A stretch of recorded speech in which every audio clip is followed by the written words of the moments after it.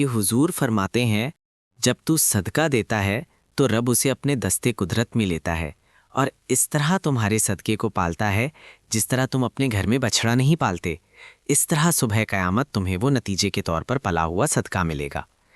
ہم اپنی آخرت کو کیونکہ اس لیول پر یقین نہیں لاتے الا ماشاءاللہ، لہٰذا اس کی تیاری کے لیے ذخیرہ نہیں کرتے۔ جب انسان عقیدہ آخرت رکھتا ہے نا تو پھر اس کے لیے نا رب کے رستے میں خیرات کرنا بڑا آسان ہو جاتا ہے۔ پھر نہ وہ محسوس کرتا ہے کہ میں نے سارا کچھ یہاں کے لیے جمع نہیں کرنا، کچھ میں نے وہاں کے لیے بھی جمع کرنا ہے۔ وہ پھر اپنی آخرت کے لیے کچھ نہ کچھ ایک بینک آخرت کا بھی بنا لیتا ہے، اس میں بھی کچھ نہ کچھ جمع کراتا رہتا ہے۔ اس سے پتہ ہوتا ہے کہ میں نے اللہ کی بارگاہ میں حاضر ہونا ہے، وہاں کی بھی کچھ نہ کچھ تیاری۔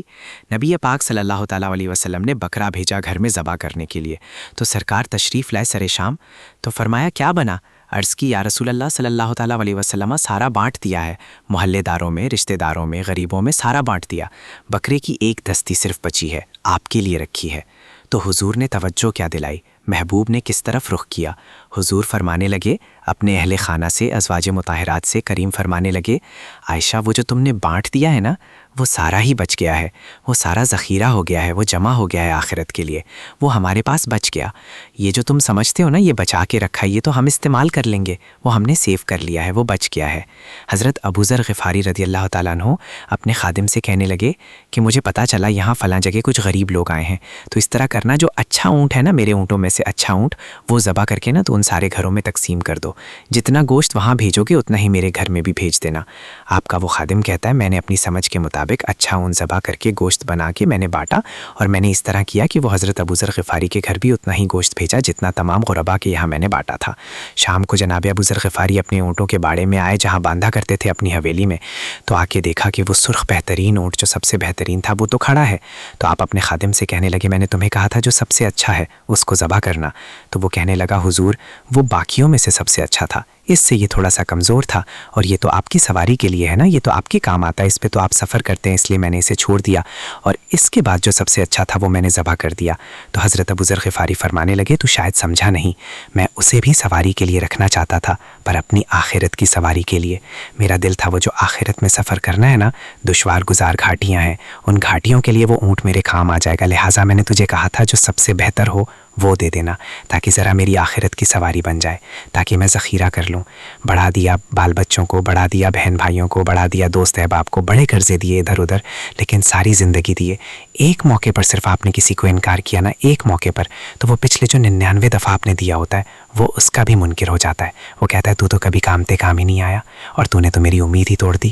وہ سارے شکوے، ساری زندگی کہاں خرچ کر دی بھلا، کس مقام پر؟ نبی پاک علیہ الصلوۃ والسلام فرمانے لگے دنیا اور آخرت کی مثال اس طرح ہے جس طرح دریا بہہ رہا ہو اور کوئی آدمی اس میں انگلی ڈبوئے، جتنا پانی اس کی انگلی کو لگ گیا یہ دنیا ہے، اور جو باقی ٹھاٹھے وارتا دریا پیچھے ہے، سمندر پیچھے ہے، وہ سارا آخرت ہے۔ یہ اتنی سی دنیا ہے، یہ صحیح مسلم میں موجود ہے۔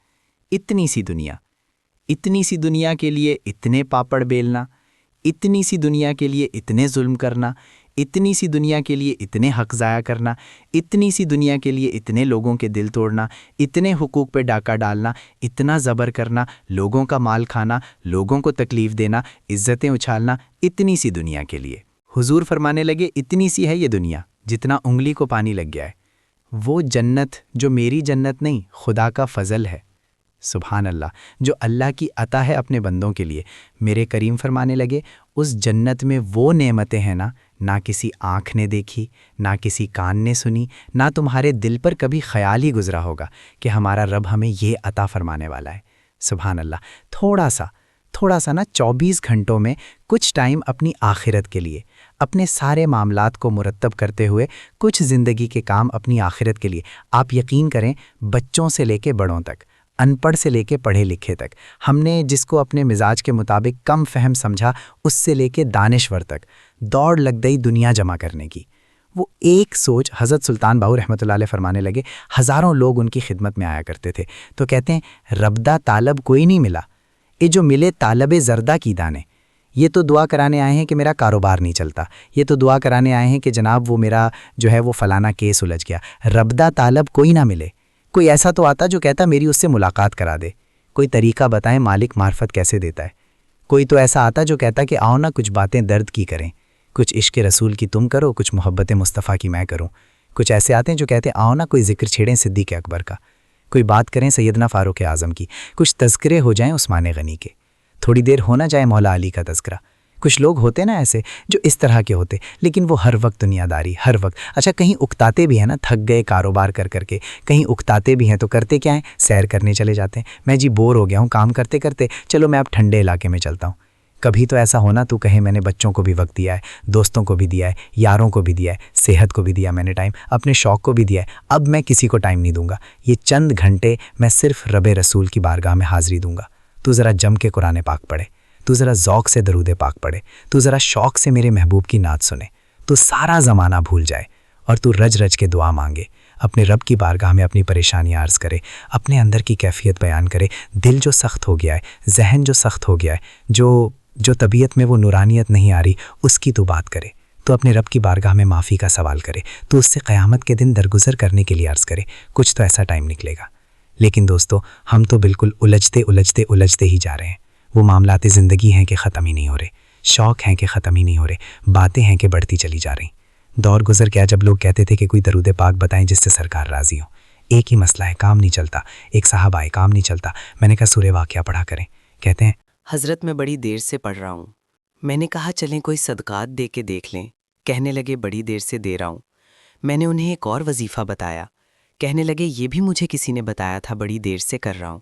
تو میں نے انہیں کہا پھر میری ایک ناقص رائے یہ ہے کہ سارا کچھ کرنے کے بعد اگر ابھی تک پھر بھی آپ سمجھ رہے ہیں نا آپ کی مرضی کے مطابق آپ کے دروازے نہیں کھل رہے، پھر آپ صبر کریں، جو میرا رب چاہتا ہے اس پر راضی رہ کے دیکھیں ذرا، سبحان اللہ، پھر ذرا راضی رہ کے دیکھیں، پھر دیکھیں کہ مالک کا فیصلہ کیا ہے، وہ آپ کے حق میں کوئی رحمت والا فیصلہ ہی فرمائے گا۔ پھر ذرا انتظار کر کے دیکھیں، پھر ذرا صبر کر کے دیکھیں۔ پھر وہ کہتا وہ بشر الصابرین، محبوب یہ جنہوں نے صبر کیا ہے نا انہیں میری رحمت کی خوشخبری سنا دو۔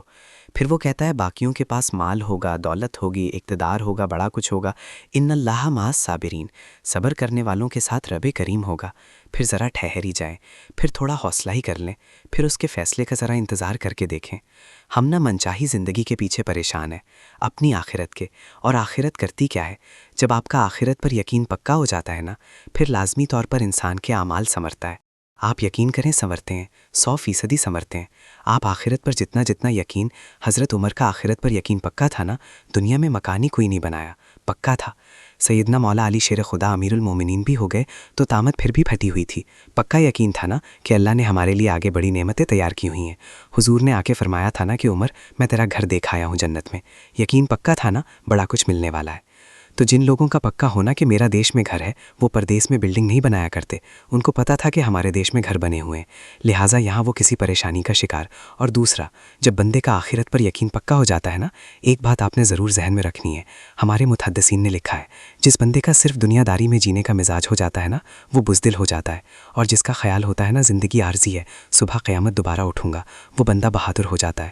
جس کا خیال ہے نا یہی کچھ ہے، کھا لو پی لو، بس یہ زندگی ختم ہو گئی تو ختم ہو گئی، مر گئے تو مر گئے، ختم ہو گئے، فنا ہو گئے، ان لوگوں کا مزاج بزدلانہ ہو جاتا ہے، جرأت مند نہیں رہتے۔ اور جن کا یہ خیال ہوتا ہے نا مرنے کے بعد بھی اٹھنا ہے، ایک نئی زندگی اللہ عطا کرے گا، وہ لوگ پھر موت سے گھبراتے نہیں، انہیں مرنے سے ڈر نہیں لگتا، پھر موت کا لفظ کوئی بندہ سنا کے انہیں بلیک میل نہیں کر سکتا، وہ بندے طاقتور ہو جاتے، باہمت ہو جاتے۔ حضرت جابر ابن عبداللہ فرماتے ہیں، بخاری میں حدیث ہے، فرماتے ہیں ایک احد والے دن نا ایک صحابی کھجور کھا رہے تھے، تو کھجور کھاتے کھاتے انہوں نے نبی پاک صلی اللہ تعالیٰ علیہ وسلم کی خدمت میں عرض کی، حضور اگر میں آج شہید ہو جاؤں تو کہاں جاؤں گا؟ تو محبوب فرمانے لگے، میرا رب اپنے فضل سے تجھے جنت عطا کرے گا۔ حضرت جابر ابن عبداللہ فرماتے ہیں اس بندے نے کیا کیا، اس نے نا کھجور جتنی کھا لی تھی کھا لی، باقی نکال دی منہ سے، تلوار لی، میدان میں گئے، شہید ہو گئے۔ سبق ہمیں کیا دیا؟ کہنے لگے جب مرتے ہی اللہ تعالیٰ جنت عطا کرے گا، پھر کھجور کھاتے کھاتے رہنے والی دیر بھی کیوں کرتی ہے؟ پھر چھوڑو، جنت میں جا کے اللہ کے دیے ہوئے انعام کھائیں گے، کھجور کھانے کی بھی دیر برداشت نہیں کی۔ یہ آخرت کا اجر، آخرت میں رب کی بارگاہ میں کھڑے ہونے کا تصور بندے کو طاقتور کر دیتا۔ وہ بزدل اقبال کیا کہتے ہیں؟ اقبال کہتے ہیں موت سمجھے ہیں غافل اختتام زندگی، یہ ہے شام زندگی پھر صبح دوام زندگی۔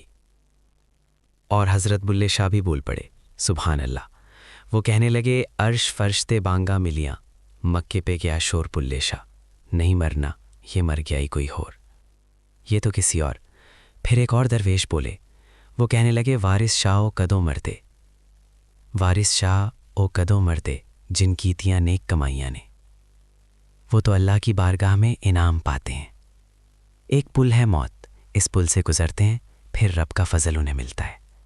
میں کئی دفعہ کہہ چکا ہوں، پھر کہتا ہوں، یہ جب بہت ٹینشن بڑھ گئی نا، ڈپریشن بہت بڑھ گیا، کووڈ-19 کے دن تھے کرونا کے، تو مجھے ایک سرکاری ادارے میں بلایا گیا جہاں اس عملے کو میں نے گفتگو کرنی تھی، اس عملے سے جو مریضوں کو دیکھ رہا تھا۔ کہنے لگے مجھے وہاں کے جو ہیڈ تھے، کہنے لگے پیر صاحب بڑا ڈپریشن بڑھا ہے، لوگ ڈر رہے ہیں، وقتی طور پہ خوف بھی بڑھا تھا۔ تو میں نے ایک صاحب سے وہاں کہا کہ اتنا خوف کس بات کا؟ کہنے لگے جی مجھے تو زیادہ ہجوم آ جائے تو میرا سانس نہیں نکلتا، تو قبر میں تو کھڑکی کوئی نہیں، تو تصور سوچ سوچ کے میں ڈرتا ہوں۔ تو میں نے کہا ڈاکٹر صاحب ماں کے پیٹ میں جو رب آکسیجن دیتا ہے وہ قبر میں بھی دے گا۔ تو انہوں نے آپ کی طرح سبحان اللہ نہیں کی، کیونکہ وہ ڈاکٹر صاحب تھے نا، سیانے بندے کو سمجھانا بھی کافی سیانے بندے کا کام ہے، وہ زیادہ سیانے تھے۔ دیکھیں نا، سوتے کو جگانا تو کام ہے، اور اگر جاگتے کو جگانا پڑ جائے تو بہت مشکل کام ہوتا ہے۔ وہ ڈاکٹر صاحب وہ کہنے لگے جی حضرت صاحب وہ تو ماں سانس لیتی ہے تو وہ بچے کو جاتا ہے آکسیجن، ماں کے سانس کی بنیاد پہ ملتی ہے، تو قبر میں وہ کیسے ہوگا؟ میں نے کہا چلیں ٹھیک ہے ڈاکٹر صاحب، آپ کی یہ دلیل بھی مان لیتے ہیں۔ وہ جو انڈے سے بچہ نکلتا ہے وہ چاروں جانب کوئی سوراخ ہوتا ہے؟ ڈاکٹر صاحب نے قلم چھوڑ دیا، رکھ دیا۔ میں نے کہا چلو یہ بھی بتاؤ، زندہ ہی نکلتا ہے؟ کہنے لگے بالکل۔ تو میں نے کہا سونا بھی نکلتا ہے؟ کہنے لگے بڑا ہی پیارا ہوتا ہے۔ میں نے کہا انشاءاللہ جب ہم قبروں سے نکلیں گے، مصطفیٰ کا صدقہ، یا شرونا متقینہ رحمانہ بے مفا، رب کہتا ہے تم جب نکلو گے نا قبروں سے، متقی مومن جب نکلیں گے تو رب کی بارگاہ میں مہمان بنا کر پیش کیے جائیں گے۔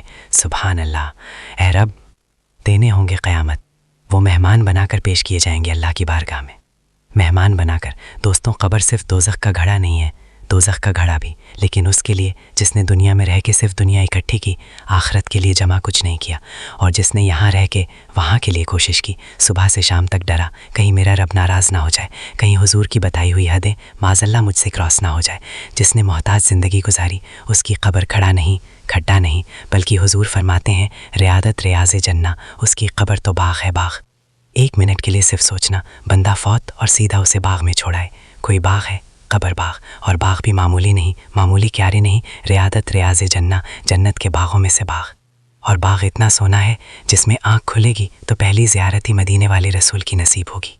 تو خوف آتا ہے وہاں جاتے ہوئے، پہلے بھی میں نے کہا تھا، پھر کہتا ہوں، وہ مرحوم آسی نے کہا تھا آج پھول ہی نہ سمائیں گے کفن میں آسی۔ وہ قبر کی رات ہے، ان سے ملاقات کی رات، آج تم ملاقاتیں ہو۔ تو یہ جو عقیدہ آخرت ہے، یہ انسان کو بزدل نہیں کرتا، بہادر کر دیتا ہے۔ جو لوگ عقیدہ آخرت نہیں رکھتے بزدل ہو جاتے ہیں، اور لازمی طور پہ بزدل ہو جاتے ہیں۔ اسی طرح یہ جو عقیدہ آخرت ہے، یہ صبر و تحمل پیدا کرتا ہے انسانی زندگی۔